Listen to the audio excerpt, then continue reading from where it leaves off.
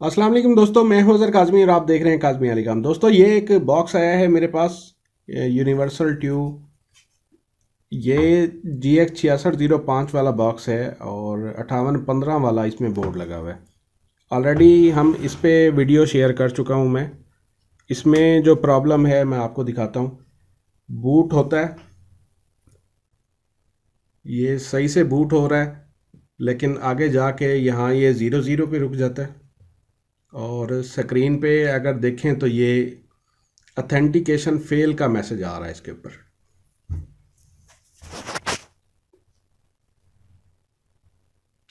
ठीक है। अब इसमें जो इसका रिमोट है, इससे लैंग्वेज तो चेंज होती है, लेकिन बाकी कुछ भी इस पे जो है ना ओके का बटन काम कर रहा है ना कुछ कर रहा है, यानी इस स्टेप से आगे बिल्कुल भी नहीं जा रहा। तो ये बिल्कुल वही बोर्ड है जो हम प्रीवियस वीडियोस में कर चुके हैं। अगर इस बोर्ड पे हम फ्लैश आईसी चेंज कर देते हैं तो हमारा ये बोर्ड फिर प्रॉब्लम करता है। और इस पे भी सेम वही काम किया गया है, इसका फ्लैश आईसी चेंज किया गया है। ये देखें जी, 5815 वाला बोर्ड है ये। ठीक है, इसका फ्लैश आईसी चेंज किया गया है और चेंज करने के बाद ये वाला प्रॉब्लम आ चुका है। तो अब इसका सोल्यूशन निकालते हैं। सोल्यूशन ऑलरेडी हमारे पास इसका है, तो इसको ठीक करते हैं।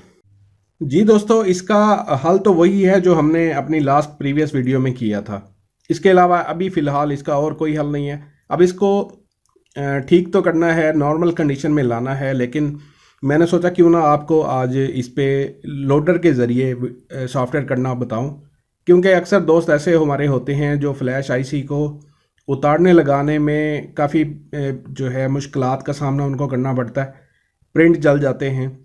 तो अगर एक दफ़ा फ्लैश आईसी आपकी लग चुकी है तो आप इसको लोडर के ज़रिए कैसे करेंगे। अमूमन है ऐसा कि तकरीबन मोस्टली बॉक्सेस में, कह सकते हैं 90% बॉक्सेस में इसके RS232 के कनेक्शन दिए हुए होते हैं। लेकिन ये वाहिद ऐसा बोर्ड है जिसमें RS232 के कनेक्शन तो दिए हुए हैं, लेकिन वहाँ पे ना ये इस किस्म का जैक लगा हुआ है जहाँ पे आप सीरियल अपने कनेक्टर को प्लग इन कर दें, और ना ही इसमें बाहर कोई पोर्ट निकाली हुई है। तो इसमें यहाँ पे जस्ट कनेक्शन दिए हुए हैं, ये आपके सामने हैं, यहाँ आप देख सकते हैं। इनकी डिटेल्स मैं आपको समझा देता हूँ, मुश्किल नहीं है, बिल्कुल आसान है।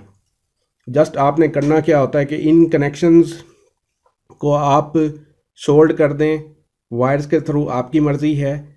इस किस्म का कोई जैक पुराने बोर्ड से उतार के लगा लें यहाँ पे, वो भी आपकी मर्ज़ी है, ताकि अगर आप शौकीन हैं, बार बार इसमें सॉफ्टवेयर अपग्रेड करते रहते हैं, तो बेहतर है कि यहाँ पे कनेक्टर लगा लें। ठीक है, नहीं तो इसको कैसे करना है, पीछे यही पॉइंट पीछे भी आपको नज़र आ रहे होंगे, लेकिन यहाँ पे इसके कनेक्शन आपको नज़र नहीं आ रहे। तो हमें पता कैसे चलेगा कि कौन सा पॉइंट कौन सा है और हमने इस पे कनेक्शन कैसे करने हैं। ये एक इशू था, मैंने सोचा आप दोस्तों के साथ शेयर कर दूं। है बहुत आसान, मुश्किल नहीं है। इस पे 3 पॉइंट हैं टोटल। ठीक है, 3 पॉइंट हैं। ग्राउंड वाला पॉइंट जो है वो आपने देखना है कि ग्राउंड वाला पॉइंट जो है वो आपको कैसे पता चलेगा। मैं बताऊं आपको, ग्राउंड की जो भी जगह होती है वो काफ़ी ज़्यादा होती है। इसके जैसे पीसीबी का ज़्यादा हिस्सा जो है वो ग्राउंड होता है, और जो 2 पॉइंट रिसीव और ट्रांस के होंगे या ट्रांस रिसीव के होंगे, उनके कनेक्शन जा रहे होंगे आगे, यानी वो रेजिस्टेंस पे जा रहे होंगे, रेजिस्टेंस के थ्रू होते हुए या ट्रांजिस्टर के थ्रू होते हुए वो मेन चिप की तरफ जा रहे होते हैं। आपने कनेक्शन यहाँ पे कर लें, आपकी मर्ज़ी है। कनेक्शन डायरेक्ट यहाँ पे लगा दें, आपकी मर्ज़ी है। कनेक्टर लगा दें भी आपकी मर्ज़ी है। थोड़ा सा समझ लें। ठीक है, ग्राउंड आपने ट्रेस कर लेना है। ग्राउंड जैसे आप ट्रेस करेंगे, उस ग्राउंड के साथ वाला जो पॉइंट होगा वो होगा ट्रांस का। ठीक है, 3 हमें जो कनेक्शन चाहिए होते हैं, एक ट्रांस, एक रिसीव और एक ग्राउंड। ठीक है, ग्राउंड आपका कॉमन हो गया पीसीबी के साथ। उसके बाद आपके जो बचेंगे वो 2 पॉइंट बचेंगे। इनमें से जो ग्राउंड के साथ वाला होगा वो होगा ट्रांस, और जो आखिरी होगा या इस साइड से पहला होगा दूसरी साइड से ग्राउंड के जो अपोजिट होगा वो होगा आपका रिसीव। ठीक है, अब जो हमने केबल लगानी होती है, मैंने ये कनेक्शन करके रखे हैं, मैं आपको दिखाता हूँ। ये देखें जी, ये मैंने कनेक्शन करके रखे हुए हैं। ये वाला रिसीव, ये वाला दरमियान वाला ट्रांस और ये वाला ग्राउंड।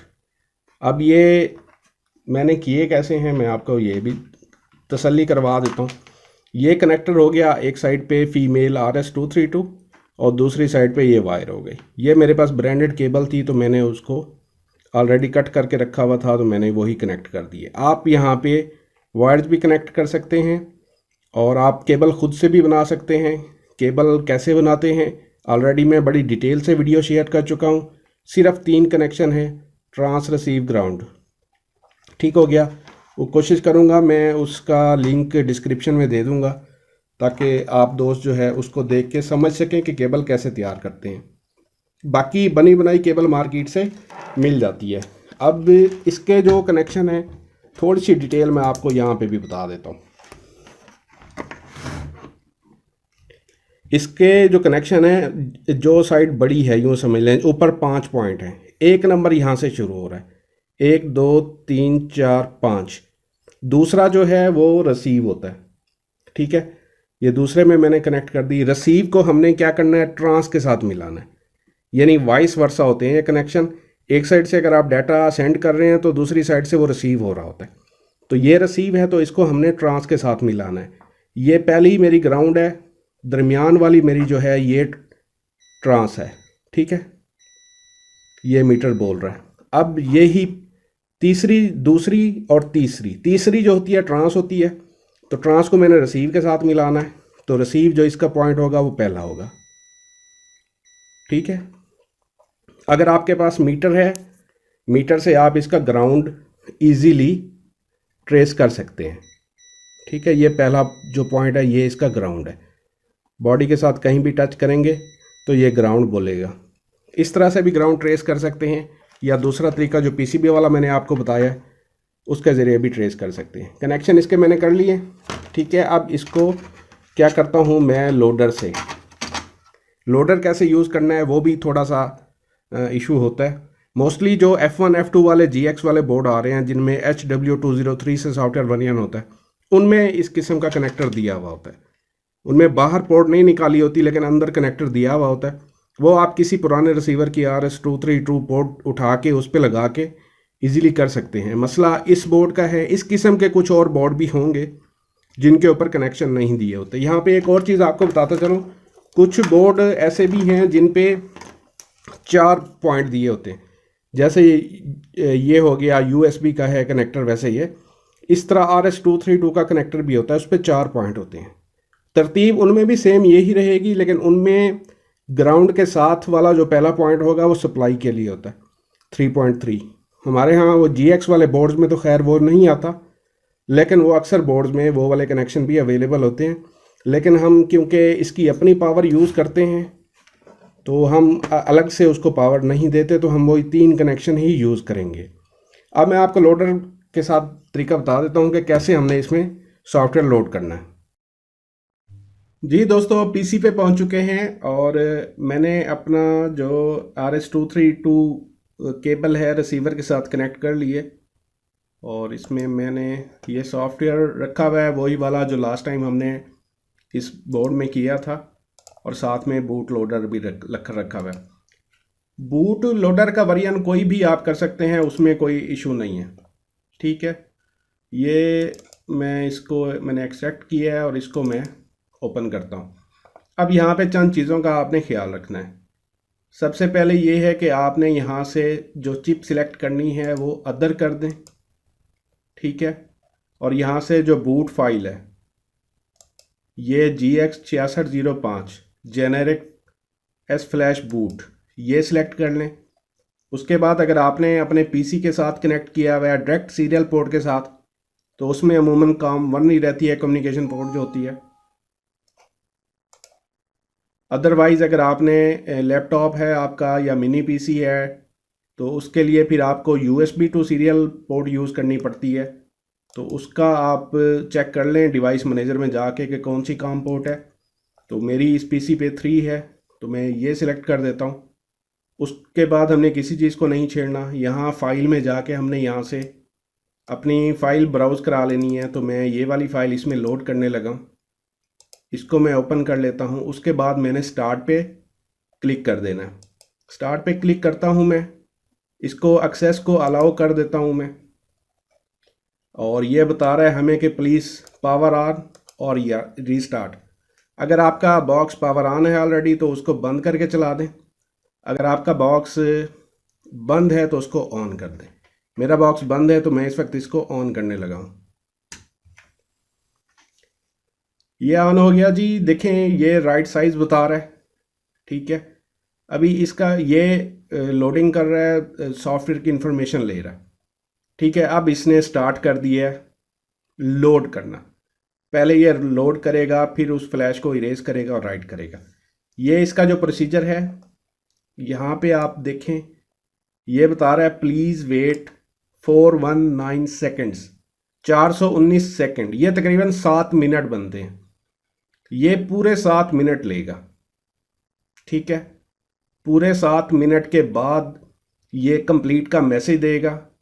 तो वीडियो अगर हम कंटिन्यू रखेंगे तो काफ़ी ज़्यादा लंबी हो जाएगी। जैसे ये तकरीबन पहुंचता है कंप्लीशन पे तो मैं फिर से वीडियो को स्टार्ट कर लूँगा। अभी फ़िलहाल के लिए मैं इसे पास कर देता हूँ। जी दोस्तों, ये 94 पे पहुंच चुका है और ये नियर टू कंप्लीट है। एक चीज़ का ध्यान में रखिएगा, जब आप लोडर के थ्रू सॉफ्टवेयर लोड कर रहे होते हैं या डंप फाइल लोड कर रहे होते हैं तो आपका जो रिसीवर है वो रेड लाइट पे रहता है, ठीक है। कुछ रिसीवर हैं जो कंप्लीशन के ऊपर खुद से ऑन हो जाते हैं, लेकिन कुछ बॉक्स होते हैं जिनको आपको खुद से ऑन ऑफ करना पड़ता है। ये हो चुका है 99। अब इसने ये इरेज फ्लैश की है। अभी पहले डाटा सिर्फ लोड होता है, अब ये राइट पे जा रहा है। डाटा लोड हुआ, फिर इरेज की, फिर अब राइट कर रहा है। आपने वेट करना है, ये कंप्लीट हो चुका है, ठीक है।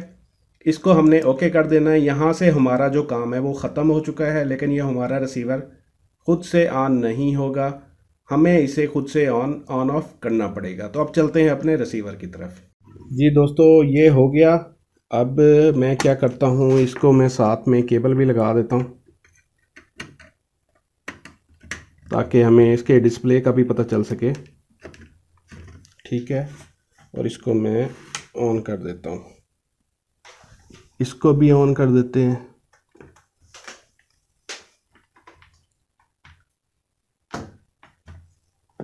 मैंने जैसे आपको कहा इसको एक दफ़ा ऑफ़ करके फिर इसको ऑन करना होता है। ये फिर लोडर के एंड होने पे ये खुद से ऑन नहीं होता। तो इसमें वही हेलो बॉक्स वाला सॉफ्टवेयर मैंने लोड कर दिया। तो ये हमारा सॉफ्टवेयर इसमें लोड हो चुका है। अच्छा जी, अब ये है DVB फाइंडर ऐप APK। ये रिसीवर ठीक है, ऑन हो चुका है। लास्ट वीडियो में ये स्किप हो गया था पार्ट।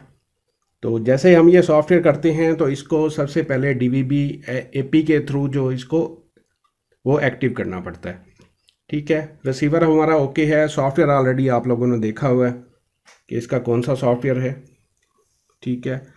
मैं क्या करूँगा, ये वीडियो काफ़ी लंबी हो गई है, इसके ऊपर जो है मैं नेक्स्ट वीडियो बना दूँगा, शेयर कर दूँगा कि ये वाला जो APK का इशू आ रहा है ये आप दोस्तों ने कैसे रिजॉल्व करना है। ये थी दोस्तों आज की वीडियो। उम्मीद करता हूँ आपके नॉलेज में काफ़ी इजाफा हुआ होगा। नेक्स्ट वीडियो तक के लिए अल्लाह हाफिज़।